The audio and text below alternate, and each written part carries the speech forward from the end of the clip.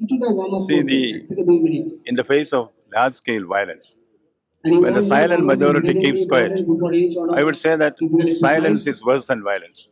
So we should rope in all sections of society to fight against the growing violence in Bengal. आप hospital में जाने से पहले आप मुर्शिदाबाद में गए थे, उसके बाद भी हम लोग देखे हैं इस स्टेट में, जैसे कि महेशतला हो गया और भी कुछ कांड हो गया। सर, इसके बारे में कुछ कहना चाहेंगे?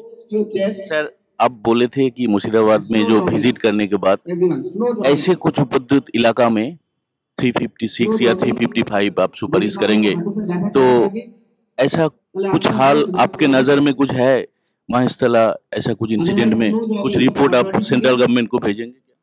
নমস্কার বন্ধুরা, আমি দীপঙ্কর মণ্ডল। আপনারা দেখছেন নবান্ন নিমন্ত্রণ এবং আমরা বেশ কয়েকদিন পরে ভিডিও তৈরি করলাম। আসলে আমরা বেশ কয়েকটা লাইভ ভিডিও আপনাদের উপহার দিয়েছি এবং আজ রাজভবনে গিয়ে নবান্ন নিমন্ত্রণের তরফে রাজ্যপাল ডক্টর সিভি আনন্দ বোসের সঙ্গে একটি ছোট সাক্ষাৎকার নিয়েছি, কিন্তু অত্যন্ত গুরুত্বপূর্ণ এবং অত্যন্ত প্রাসঙ্গিক। রাজ্যপাল ডক্টর সিভি আনন্দ বোস তিনি যা জানিয়েছেন আমাদের, সেটা আমরা পুরোটা আপনাদের দেখাবো এবং তাই এই ছোট্ট ভিডিওটা আপনারা স্কিপ না করে পুরোটা দেখবেন এবং আমাদের ভিডিও ভালো লাগলে অবশ্যই নবান্ন নিমন্ত্রণ চ্যানেলটাকে সাবস্ক্রাইব করবেন, লাইক করবেন, শেয়ার করবেন এবং কমেন্ট করে জানাবেন যে আপনাদের কেমন লাগলো। বন্ধু, আজ আমরা যেটা আলোচনা করতে চলেছি সেটা হচ্ছে এই যে তৃতীয় তৃণমূল সরকার, এটা কিন্তু 2026 সাল পর্যন্ত তার মেয়াদ, সেটা সরকারি মেয়াদ। রাজ্যে একের পর এক ঘটনা, মোথাবাড়ি, মুর্শিদাবাদ, ভাঙড়, মহেশতলা। ইংল্যান্ড থেকে একজন চিকিৎসক এসেছেন রাজ্যে, তার সঙ্গে দেখা করতে গিয়েছিলেন কেন্দ্রীয় মন্ত্রী সুকান্ত মজুমদার। সুকান্ত বাবু সহ সেই চিকিৎসককে আটক করে কলকাতা পুলিশ, তাদেরকে লালবাজারে নিয়ে যাওয়া হয়। চলছেটা কি রাজ্যে? এই সমস্ত আবহেই কিন্তু প্রশ্ন উঠে গিয়েছে যে 2026 পর্যন্ত এ রাজ্য সরকার টিকবে তো? তার আগে রাজ্যপাল নতুন কোনো সুপারিশ পাঠাবেন না তো? রাজ্যপালের সুপারিশের পরিপ্রেক্ষিতে কেন্দ্রীয় সরকার এমন কোনো সিদ্ধান্ত নেবেন না তো যে 2026-এর আগেই এই তৃণমূল সরকারটা পড়ে যায়? সেই দিকেই কিন্তু যাচ্ছে, সেই দিকেই ইঙ্গিত রয়েছে। আপনারা জানেন যে রাজ্যপাল ডক্টর সিভি আনন্দ বোস তিনি অসুস্থ হয়ে বেশ কিছুদিন হাসপাতালে ছিলেন। তার আগে তিনি মুর্শিদাবাদে গিয়েছিলেন। মোথাবাড়িতে কি হয়েছিল আপনারা জানেন। বেছে বেছে টার্গেট করে সনাতন হিন্দুদের দোকান ভাঙচুর করা হয়েছিল এবং সেই পরিপ্রেক্ষিতে রাজ্যের বিরোধী দলনেতা শুভেন্দু অধিকারী তিনি সেই এলাকায় গিয়েছিলেন। অবশ্যই আদালতের অনুমতি নিয়ে তাকে যেতে হয়েছিল এবং তারপরে তিনি ঘোষণা করেছিলেন, এমনকি সোশ্যাল মিডিয়ায় তিনি প্রোফাইলও চেঞ্জ করে দিয়েছিলেন, তোমার বাড়ি আমার বাড়ি, মোথাবাড়ি মোথাবাড়ি। অর্থাৎ আমার নাম তোমার নাম, নন্দীগ্রাম নন্দীগ্রাম। তার পরিপ্রেক্ষিতে সেই সুরই যেন শোনা যাচ্ছিল রাজ্যের বিরোধী দলনেতা শুভেন্দু বাবুর গলায়। বলুন তো মুর্শিদাবাদে কি হয়েছিল? আপনারা সবাই সাক্ষী। হরগোবিন্দ দাস, চন্দন দাস, তাদেরকে কিভাবে হত্যা করা হয়েছিল, কেন হত্যা করা হয়েছিল, কিভাবে জাফরাবাদ, শামশেরগঞ্জ, সুতি, ধুলিয়ান থেকে যখন মায়েরা, বোনেরা, দিদিরা তারা গঙ্গা পেরিয়ে কালিয়াচকে গিয়ে শরণার্থী শিবিরে ছিলেন, কেন যেতে হয়েছিল, তারপরে ভাঙড়ে কি হয়েছিল, সবই কিন্তু কেন্দ্রীয় যে ওয়াকফ সংশোধনী আইন তার প্রতিবাদের নামে এই তাণ্ডব চালানো হয়েছিল। সম্প্রতি মহেশতলায়, কলকাতা থেকে মাত্র 10 থেকে 12 কিলোমিটার দূরে, সেখানে যা হয়েছে, সনাতন হিন্দুদের ইষ্ট দেবতা তুলসী মঞ্চকে অপবিত্র করার চেষ্টা হয়েছে এবং তারপরে পুলিশ নিয়ন্ত্রণে আনতে পারেনি। প্রাথমিকভাবে পুলিশ গিয়ে রক্তাক্ত হয়েছে। যে পুলিশ রাজ্যের শিক্ষক আন্দোলনে লাঠি চালায়, লাঠি মারে, তাদেরকে রক্তাক্ত করে, কারো চোখ নষ্ট হয়ে যায়, কারো শিরদাঁড়ায় আঘাত পান, কেউ আবার পায়ে আঘাত পান, কারো হাতে আঘাত লাগে। রাজ্যে যে অ্যানার্কি চলছে, সেটা অভয়াকাণ্ডই হোক অথবা 26,000 শিক্ষক শিক্ষাকর্মীর চাকরি চলে যাক, তারা আন্দোলনে নামলে পুলিশ যখন লাঠি চালাচ্ছে, অন্যদিকে মহেশতলায় গিয়ে তাদেরকে মার খেতে হচ্ছে, তাদের গাড়ি জ্বালিয়ে দিচ্ছে উন্মত্ত লুঙ্গি বাহিনী, ভাঙড়ে আমরা দেখেছি পুলিশের গাড়ি দাউ দাউ করে জ্বলছে। রাজ্যপাল স্বয়ং মুর্শিদাবাদে তিনি গিয়েছিলেন অসুস্থ হওয়ার আগে।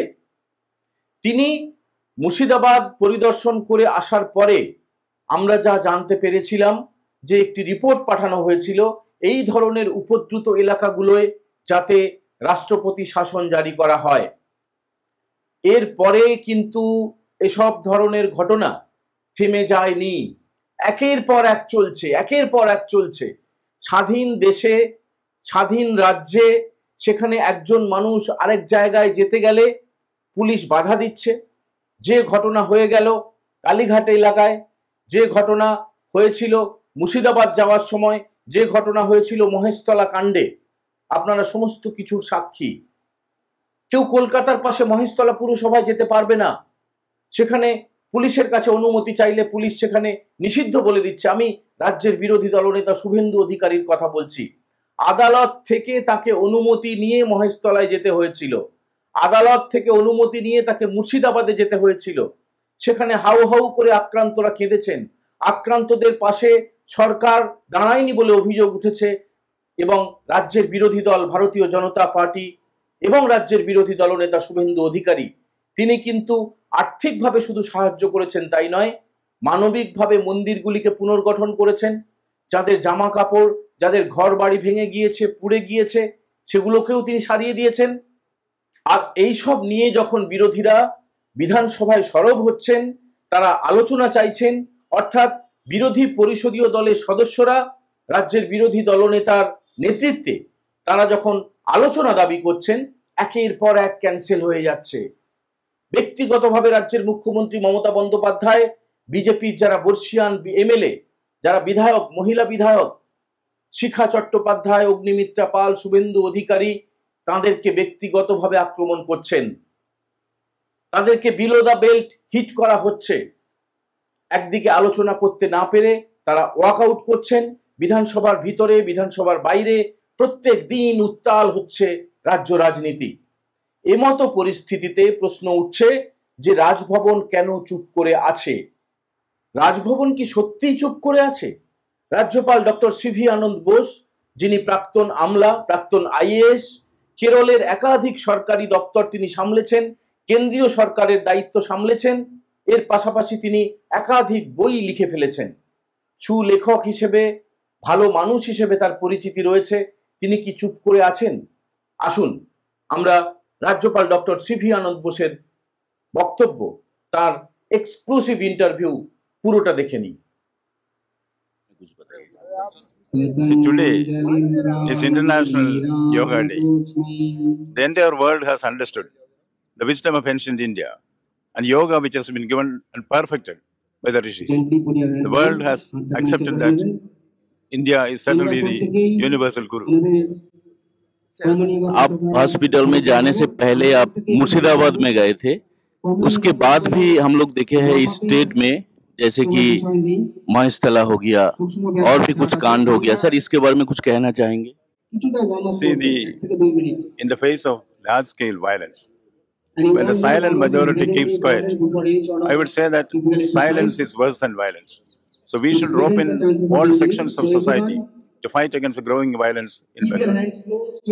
सर, आप बोले थे कि मुर्शिदाबाद में जो विजिट करने के बाद ऐसे कुछ उपद्रुत इलाका में 356 या 355 आप सुपारिश करेंगे, तो ऐसा कुछ हाल आपके नजर में कुछ है महेशतला, ऐसा कुछ इंसिडेंट में कुछ रिपोर्ट आप सेंट्रल गवर्नमेंट को भेजेंगे?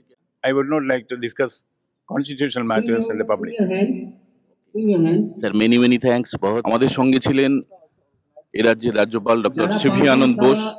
তিনি যেটা জানালেন যে মুর্শিদাবাদ কাণ্ডে তিনি অত্যন্ত উদ্বিগ্ন ছিলেন, এ কারণেই তিনি মুর্শিদাবাদে গিয়েছিলেন, এবং মহেশতলা কাণ্ডেও তিনি যথেষ্ট উদ্বিগ্ন। তিনি কি রিপোর্ট পাঠাবেন সেটা তিনি প্রকাশ্যে আনতে চাইছেন না। তিনি জানালেন যে তিনি সাংবিধানিকভাবে অবশ্যই পদক্ষেপ করবেন এবং তার সেই পদক্ষেপ কি হতে চলেছে আগামী 2026 নির্বাচনের আগে, সেদিকে আমাদের নজর থাকবে। বন্ধুরা, আপনারা শুনলেন রাজ্যপাল নবান্ন নিমন্ত্রণ চ্যানেলকে ঠিক কি জানিয়েছেন। তিনি চুপ না থাকার কথা কিন্তু জানিয়েছেন। এ রাজ্যের যারা সাধারণ মানুষ, এ রাজ্যের যারা বুদ্ধিজীবী, এ রাজ্যের বিভিন্ন পেশার মানুষ যারা এই যে অন্যায় ঘটে চলেছে তা নিয়ে সরব হওয়ার আর্জি জানিয়েছেন রাজ্যপাল ডক্টর সিভি আনন্দ বোস। এর পাশাপাশি তাকে প্রশ্ন করা হয়েছিল যে তিনি কি সংবিধানের যে 355 বা 356 ধারা প্রয়োগ করার জন্য আরো একবার কেন্দ্রীয় সরকারকে আর্জি করবেন, সুপারিশ করবেন। তিনি কিন্তু না বলেননি, একবারও তিনি কিন্তু না শব্দটা বলেননি।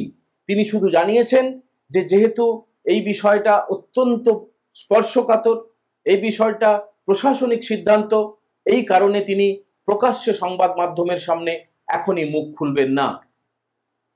আর এখান থেকেই তৈরি হচ্ছে নতুন জল্পনা, নতুন ইঙ্গিত পাওয়া যাচ্ছে। তাহলে কি 2026 সালের আগেই এই সরকার টাটা বাই বাই, অর্থাৎ রাষ্ট্রপতি শাসন কি জারি হতে পারে? সময় তার উত্তর দেবে। আপনারা সবাই সতর্ক থাকবেন, নজর রাখবেন এবং আপনারা কি চাইছেন সেটা অবশ্যই কমেন্ট করে আমাদের জানাবেন। নবান্ন নিমন্ত্রণের তরফে আপনাদের সবার সুস্বাস্থ্য প্রার্থনা করছি। সবাই খুব খুব ভালো থাকবেন। আবার দেখা হবে নতুন কোনো বিষয়ে, নতুন কোনো এপিসোডে। তত সময়ের জন্য আমরা বিদায় নিচ্ছি। জয় হিন্দ, বন্দে মাতরম।